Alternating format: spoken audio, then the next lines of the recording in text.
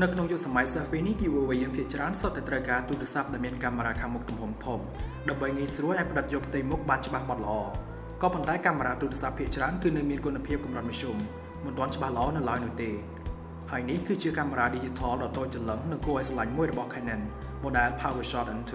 ដែលក្រុមហ៊ុនបានបង្កើតឡើងជាពិសេសសម្រាប់អ្នកដែលចូលចិត្តថតរូប selfie ហើយវាក៏មានសមត្ថភាពពិសេសជាច្រើនទៀតមិនចាញ់កាមេរ៉ាដែលមានទំហំធំនោះទេវាមានទំហំតូចប៉ុនប្រអប់ដៃរបស់យើងហើយក៏ស្រាលផងដែរត្រឹមតែ185ក្រាមដែលងាយស្រួលក្នុងការទុកដាក់អាចដាក់ក្នុងហោប៉ៅខោក៏បានឬក៏បូបកាតាក៏បានពិនិត្យមកជាមួយតួខ្លួនរបស់វាយើងសង្កេតឃើញមានប៊ូតុងបញ្ជាចំនួន4ប៉ុណ្ណោះដែលសាមញ្ញងាយស្រួលចុចបញ្ជាប្រើប្រាស់វាប្រើប្រាស់អង្គផ្ទុកទិន្នន័យប្រភេទ micro SD ដោយទូរស័ព្ទរបស់យើងដែរហើយចំពោះការសាកថ្មវិញគឺអាចធ្វើបានទៅតាមរយៈរុន micro USB នេះដែលមិនចាំបាច់ដោះថ្មសាកដោយកាមេរ៉ាដទៃនោះទេ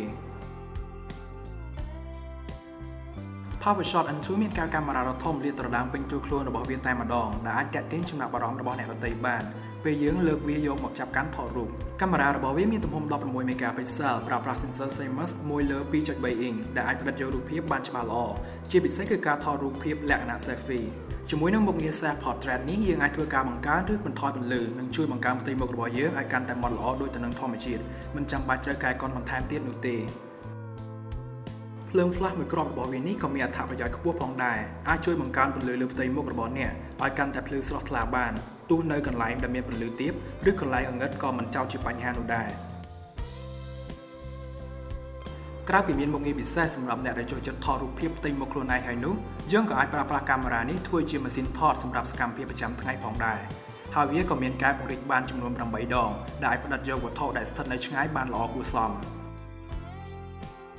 យ៉ាងណាមិញវាមិនអាចថតរូបបានគុណភាពល្អប៉ុន្មានទេនៅកន្លែងដែលមានពន្លឺទាបឬងងឹតហើយ flash របស់វាក៏មានទំហំតូចបន្តិចហើយដែលមិនអាចបញ្ចាំងភ្លើងបានភ្លឺខ្លាំងប៉ុន្មាននោះទេ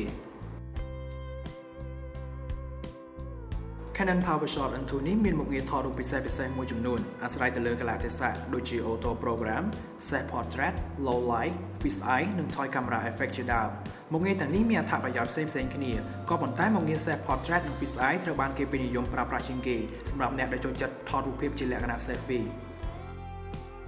N2 អាចឲ្យយើងធ្វើការថតវីដេអូបានក្នុងទំហំ Full HD 1080x1920 pixel ក្នុងកម្រិត30 frame ក្នុងមួយវិនាទីដែលវាក៏មានបង្កប់រុនស្រូបសំឡេងចំនួន2ជួយឲ្យគុណភាពសំឡេងនិងវីដេអូមានភាពស៊ីចង្វាក់គ្នាដែរ PowerShot N2 នេះបានភ្ជាប់មកជាមួយនឹងអេក្រង់ LCD ទំហំ 2.8 inch ដែលឲ្យយើងធ្វើការបញ្ជាដោយប៉ាអេក្រង់ដោយផ្ទាល់អេក្រង់នេះក៏អាចបត់ចុះឡើងបានដល់ទៅ180ដឺក្រេដែលអាចឲ្យយើងធ្វើការថតរូបបានគ្រប់កាលៈទេសៈហើយយើងក៏មានភាពងាយស្រួលក្នុងការឆ្លុះមុខខ្លួនឯងផងដែរអ្វីដែលជាចម្ងល់ដ៏ធំរបស់យើងនោះគឺកាមេរ៉ានេះមិនមានប៊ូតុងសម្រាប់ចុចថតរូបនោះទេប៉ុន្តែយើងមានជម្រើសពីរដើម្បីថតរូបបានគឺដោយប៉ះអេក្រង់ឬសង្កត់លើកងព័ទ្ធជាមួយកាមេរ៉ានេះដែលអាចនឹងលំបាកបន្តិចហើយសម្រាប់ការថតរូប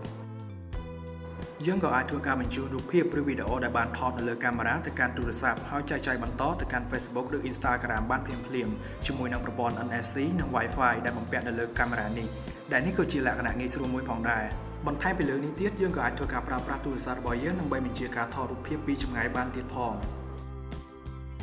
កាមេរ៉ា model PowerShot N2 របស់ Canon នេះត្រូវបានផលិតឡើងសម្រាប់អ្នកដែលចូលចិត្តថតរូប selfie ព្រោះអេក្រង់របស់វាអាចបត់ត្រឡប់មកខាងមុខដែលអំណោយផលដល់ការថតរូបពីខាងមុខហើយយើងក៏អាចប្រើប្រាស់ដងដែលមានភ្ជាប់មុខជាមួយស្រាប់សម្រាប់ធ្វើការថតរូបជុំគ្នាបានជាច្រើនអ្នកទៀតផង